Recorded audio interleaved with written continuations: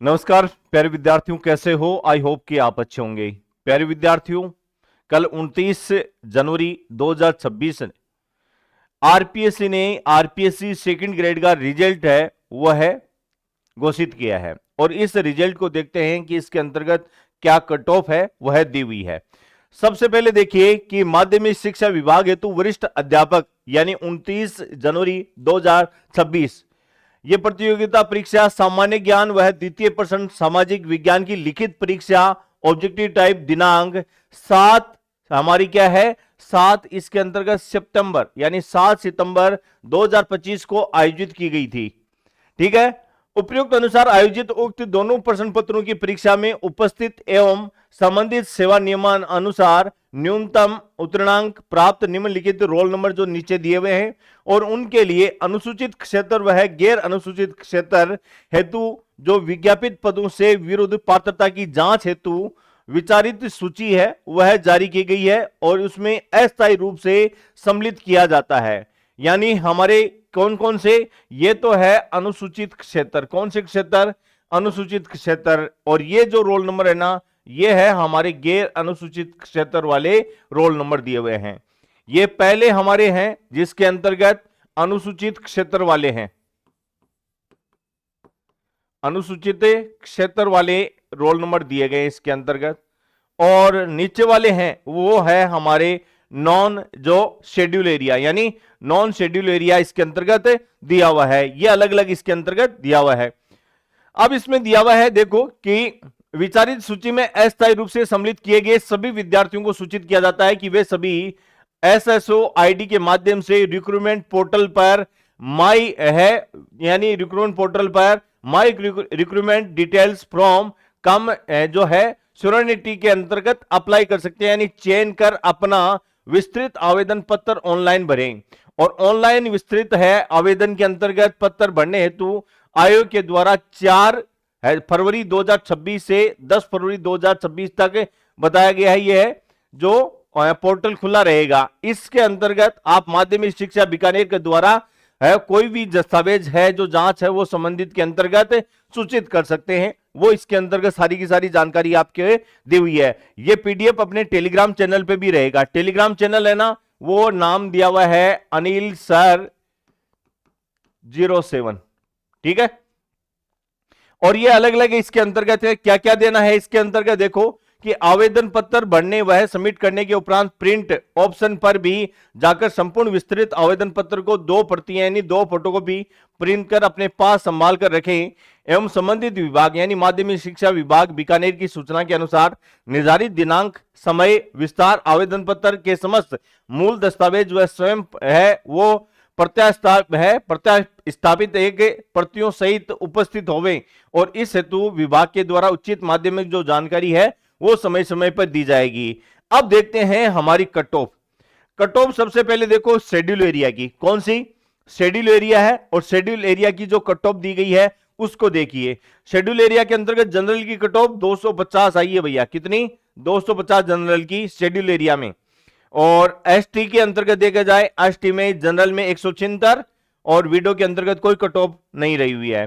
फिर इसके अंतर्गत देखो हॉरिजॉन्टल में हमारे जो एक्स सर्विसमैन है इसके अंतर्गत कोई कट ऑफ इसके अंतर्गत नहीं रही हुई है। अब है नॉन शेड्यूल एरिया। अब है ओरिजिनल बात तो अब रही है। कौन सी? ओरिजिनल बात तो अब है इसके अंतर्गत।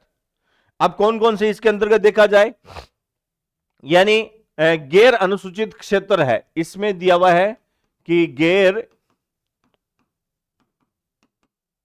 अनुसूचित जो क्षेत्र है उसके अंतर्गत वह सूची दी है। जनरल की कट ऑफ देखो भाई साहब हद कर दी, 286 कट ऑफ रही है भैया जनरल के अंतर्गत। कट ऑफ के आधार पर देखा जाए तो याद रखो कि जनरल की कट ऑफ 286 कट ऑफ रही हुई है। फिर इसके अंतर्गत देखो जनरल है, इसमें हमारी जो वुमेन वाली 275 रही हुई है। कितनी रही हुई है? इधर लिख देता हूं मैं, यानी एक तरह से इसके अंतर्गत सीरीज लिखो 286। फिर 275 पॉइंट रही हुई है 34।